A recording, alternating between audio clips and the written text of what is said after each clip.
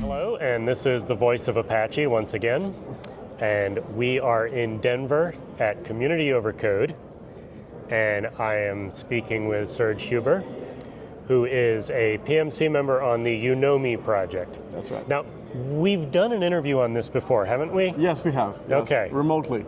Yeah, that's right. And so, you can go watch that if you want to get the background on what the project is. Exactly. But what's happening these days in the project? Well, the project is now much more mature. When we last talked, it was much younger. It didn't have a lot of use in production. And now there are some users out there in production with the system. And it also released its next major version. So we're on version 2 now. And version 2 has introduced a lot of, let's say, security improvements. Okay. Whereas before in version 1, you could pretty much feed it any kind of data, it would accept it. Version 2 requires a schema that must be deployed first before accepting data, because often this data can come from the public web. Yeah. And so you want to be careful. And a lot of the problems we saw were just either malformed code that was sending out junk into the system, or, of course, we were worried about potential for security attacks. Yeah. The system itself was not very vulnerable to attack, but it could generate huge amounts of data that would cause problems with memory and stuff like that. So there was a big effort into putting that into the system. And now it's quite nice because you can define the schemas very easily. The schemas, of course, define what kind of events you accept. Mm-hmm. And when you're getting events about what somebody is doing. And also, what is really improved is the whole deployment story, where before it was some Java you were deploying, but now there's complete container configurations with Docker and soon Kubernetes, I hope. The one thing I wanted to talk about was that we've had some really interesting contacts. Amazon was actually talking to us about the potential for supporting OpenSearch, because we use Elasticsearch as a backend. Yeah. And so I actually have right on my laptop there a prototype of OpenSearch that I'm working on, and it should come soon. The idea is to release it as soon as it's ready. Excellent. Yeah, and it'll be with the and for me the big surprise was that OpenSearch just joined the Linux Foundation. Yeah. So and full disclosure, I was involved in that launch. I guess you were. Yeah. So so that's one of the big things, and the other big change is a personal one. My company that I was with before, Jaya, is the one who originally submitted the project, and. I saw a big opportunity with Unomi because there was some growth in that specific area just for using a CDP all by itself, not with another product. Jaya packages Unomi part of their DXP. And so I decided to leave Jaya and create a new company that it will be focused on Unomi and building value on top of it. So congratulations. Yeah, thank you. So the company is, of course, I'm not very good with names, so instead of You Know Me, I created I Know You, so that's spelled I-N-O-Y-U. And the idea will be to make a living on top of Unomi. But of course, I will be heavily contributing, and as the company grows, that's the idea. And the other thing that I found was really interesting in terms of a lot of people ask, what's the value of contributing to Apache, contributing a project? And for me, that suddenly opened my eyes. I was like, I have that opportunity. Yeah. I can suddenly reuse all this work that was done in that previous company with no legal nightmare whatsoever. I can just start a new company and do that. And I was like, that's wonderful, because there's now there's going to be another company joining the community of that same project. And that's one of the things I wanted to talk also in this Sezzacast, is that I was talking to a lot of people that contribute projects to different organizations. Yeah. And there's all the question about why Apache, you know, what does it enable? And I found that was a really good example of what you can do.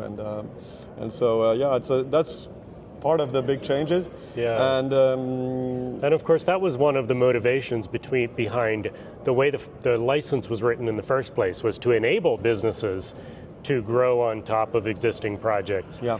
And what we've observed over the years, and what I hope you observe, is that it's not stealing a slice of the pie from the previous person. It's growing the entire pie by growing the community.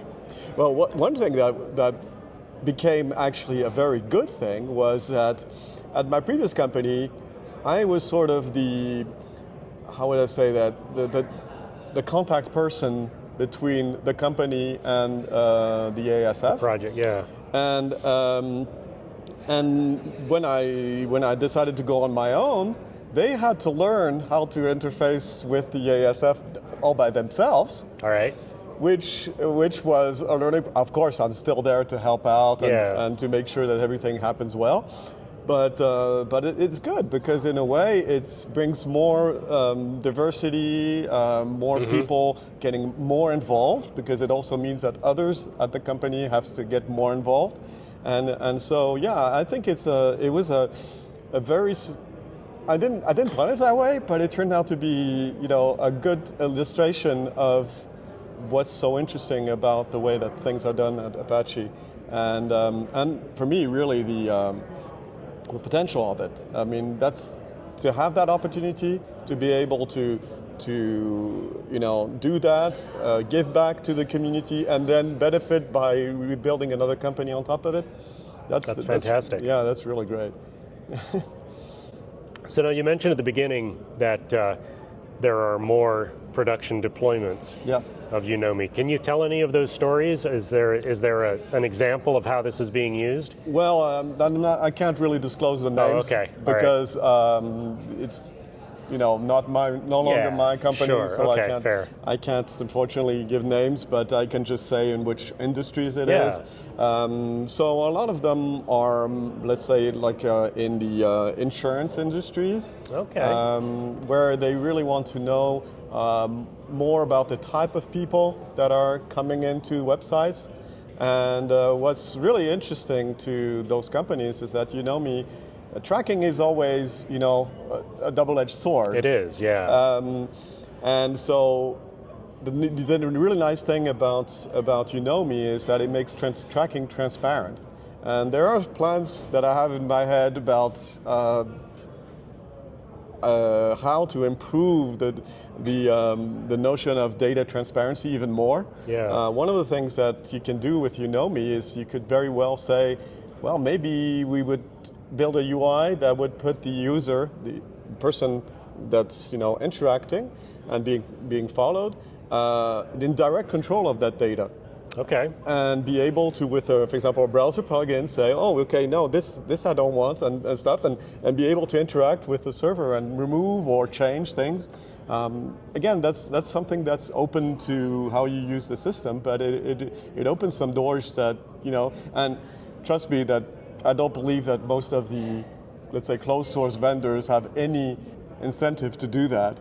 Well, the incentive, it seems to me, is that the EU is starting to mandate that kind of thing. Yes, and that's something that is true. That the US is not yet doing, but is looking at. And so, so the legal aspects of it are very interesting to me, because it seems like that sort of individual control could very well be mandated going forward. Yes, but it's also the strength of an open source project, because Unomi was the first project to implement the GDPR of all the ones that were out there, just because it was so easy to do. Everything was open, and you know, it's really, and that's really what I like about it, because for example, the company I'll be starting will have a SaaS offering, you know, where I'll be.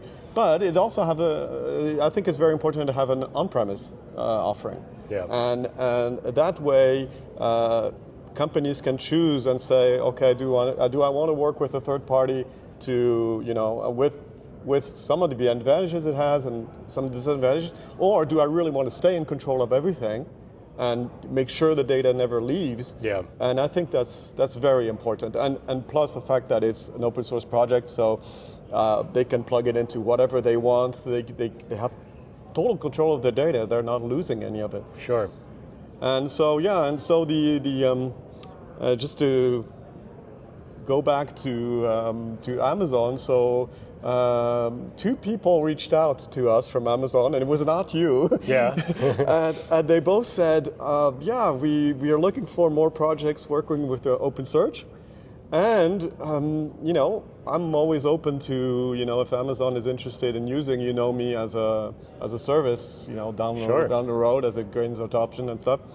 That's something, I can't go against it. It's an Apache project, so, but I'd be very, very interested if they did. Interesting. All right, well, thank you so much for taking time to talk with me, and I wish you much success with your new company. Well, thank you very much, Rich, and thank you for this and all the rest.